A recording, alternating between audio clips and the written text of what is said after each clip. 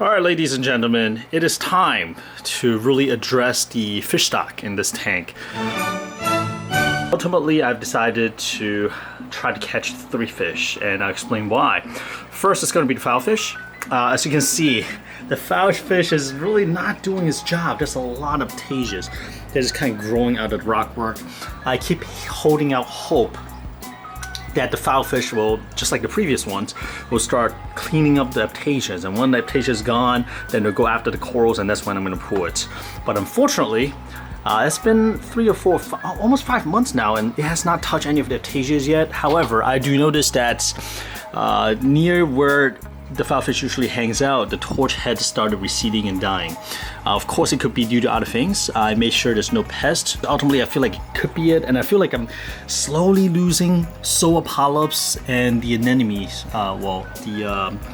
Jawbreaker mushroom anemones as well.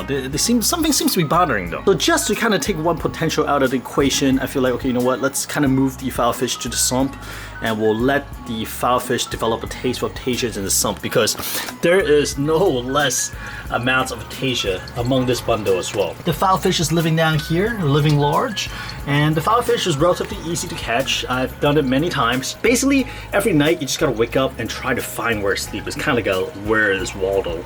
I've done that for about a week. I could never find him until one time I find him kind of tucked away among the branches of the torches, and that's when I got a big net ready, and with the other hand I use a plastic spoon, my trusty plastic spoon that I caught a lot of fish with, kind of scoot it into the net, and that was it. That was super easy.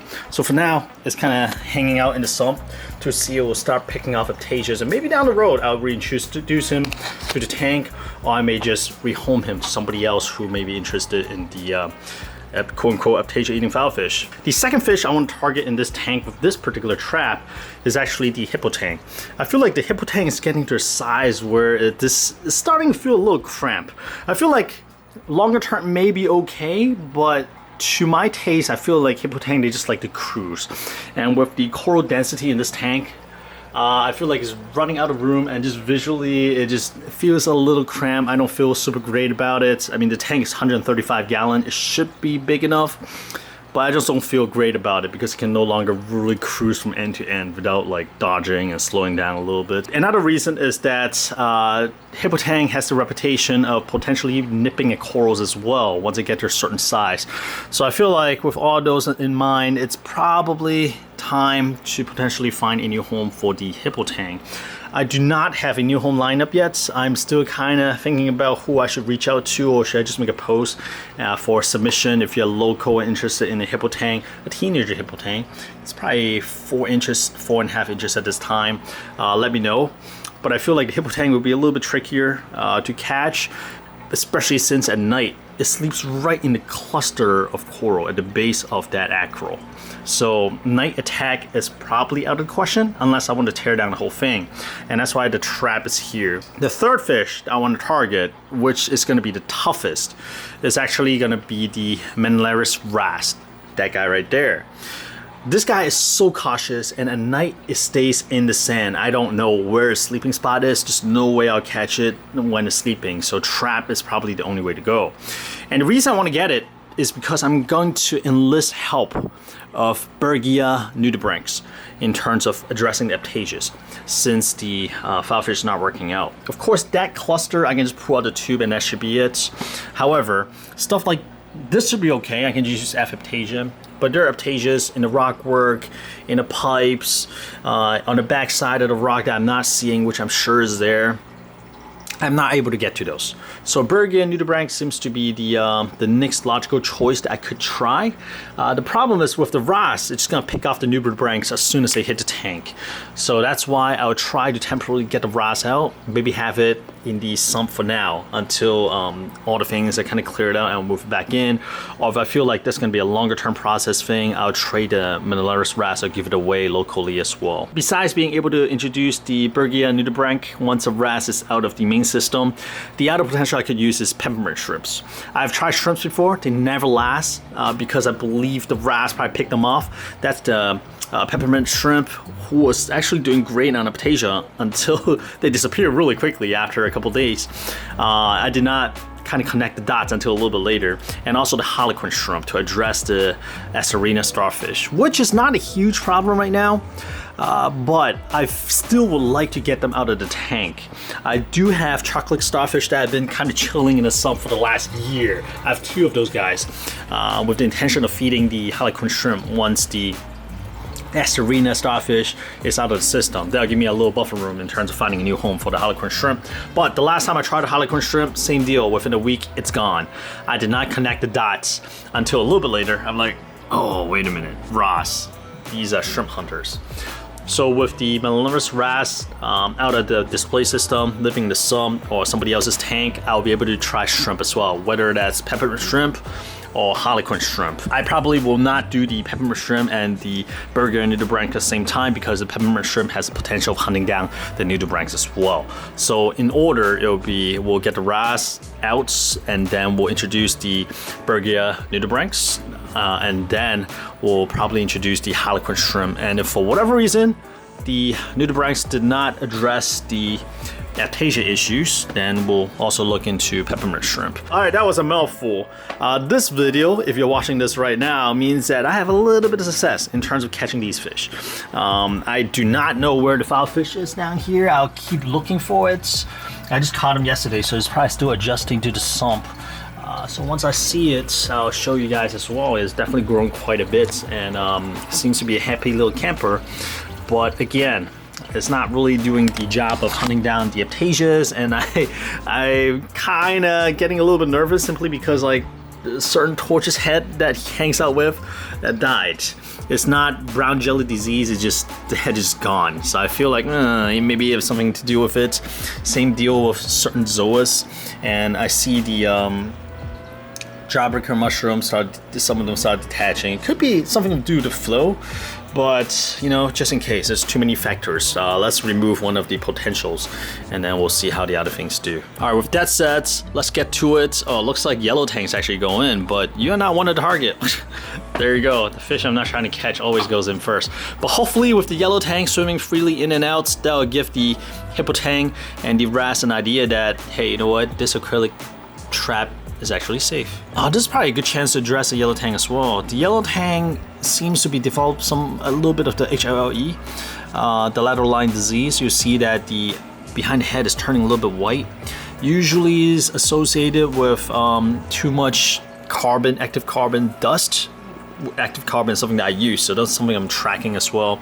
And also some people mentioning there could be stray voltage in the tank that could cause HLLE.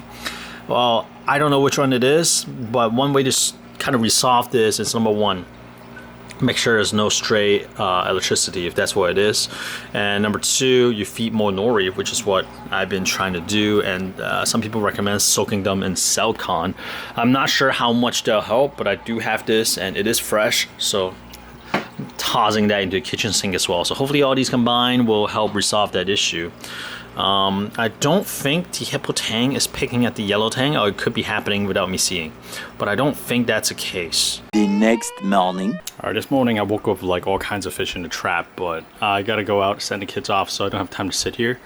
We'll check back later, but Bangai looks to be pretty much at home here.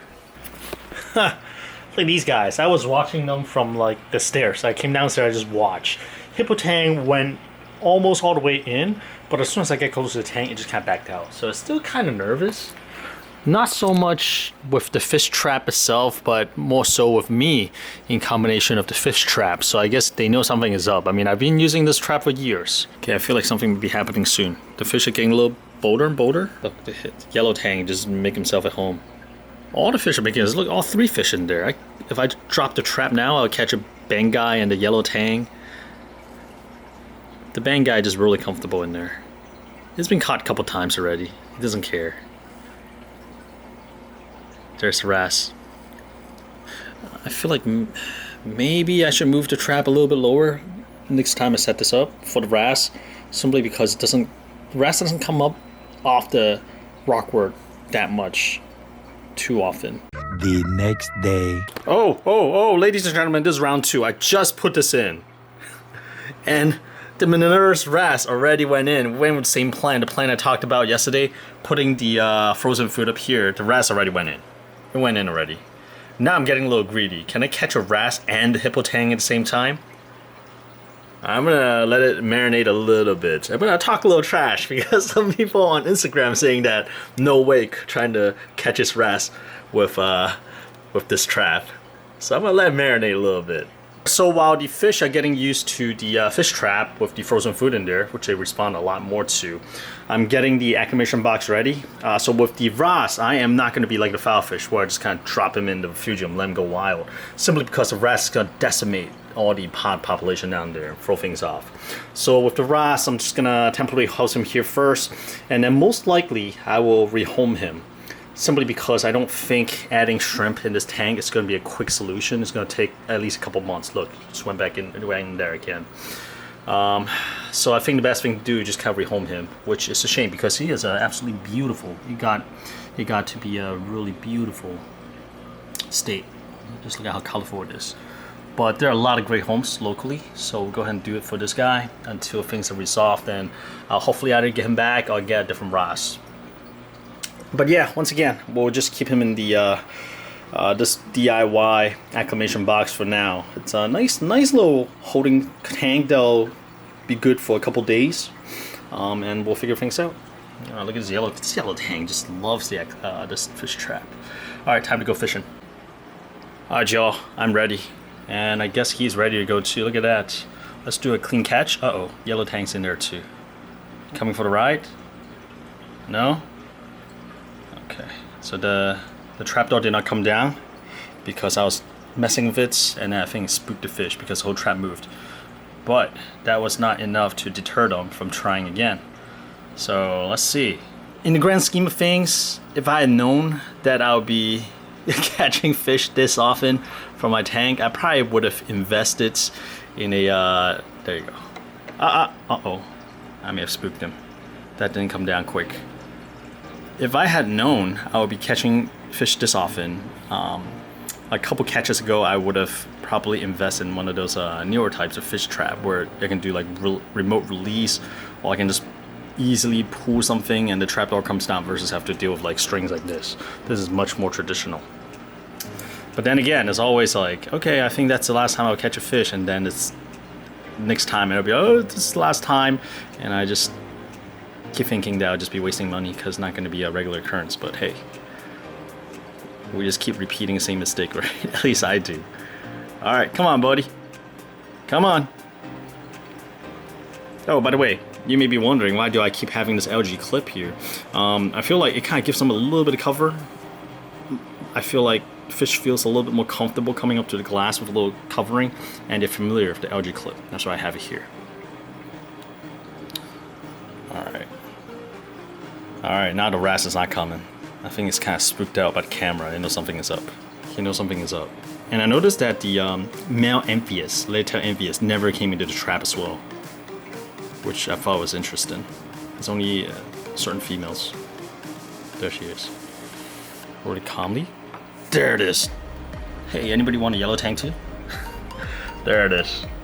Alright, let's get them out of the tank. It's interesting, all the fish is like crowding here, trying to get in. I want to make sure that everything is okay. Alright, so here's a step that I kind of fudged up in the past when I caught bicolor blenny. I was so excited, I was celebrating, I accidentally opened the trap as I moved around. So this is a step I want to make sure that I don't fudge up again. We don't make the same mistake twice here. Now, tear this up.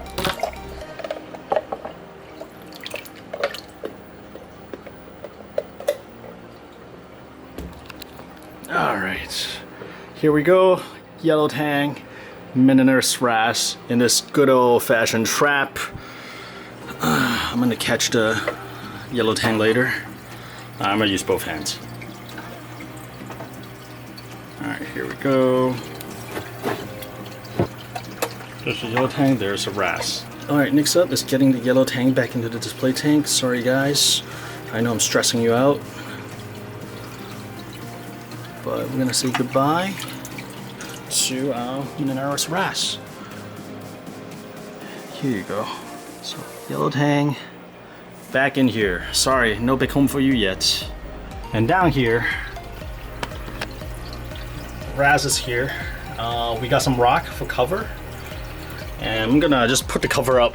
I'll put the lid up real quick so that it doesn't jump. And we should be good. 2 weeks later. All right, the day has come. Melanurus Wrasse has been living in the sump. Sorry, little buddy. For about 2 weeks at this point. I've been feeding him every other day to make sure not to pollute it too bad. But today, finally, he's getting picked up. Usually when I rehome fish, they're just kind of gone. But this guy has been with me for a while. He's done a great job. It's a beautiful fish. So I want to make sure that we give a proper farewell to this little fella. Getting ready to go. So I would hate to kind of lock him up in that little container for at least 3 or 4 months. Or even just in the refugium in general for 3 to 4 months. Or even in the 17-gallon tank upstairs because I do not have a lid and Wrasse a jumper. So I absolutely would hate to lose him that way. So that's why I figure it's probably best to just rehome him, especially if it goes to an even better home than this tank right here. Good luck, little buddy. I am going to miss you, absolutely. You have been fantastic. And just like that, the Melanurus Wrasse has left the building. He is a really, really great fish. Unfortunately, just did not really fit into the plan. And I did not want to kind of put him in jail for so long. So he'll live in a school tank and help educate future generations. Now, Brian from Ken Corals also hooked me up with some zoas in exchange for the fish. He asked me what kind of zoas I was looking for. I gave him a list and he happened to have 2 types of them. One is the Chemical Romance. I've had this before. Really love how bright and beautiful it is.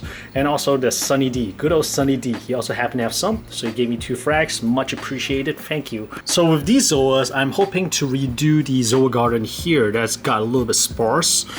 Same thing over here. As you recall, I used to have a bunch of nice jawbreaker here, but over the period of time, I either gave them away, traded them, or recently, a couple of them have like a really strange thing happening.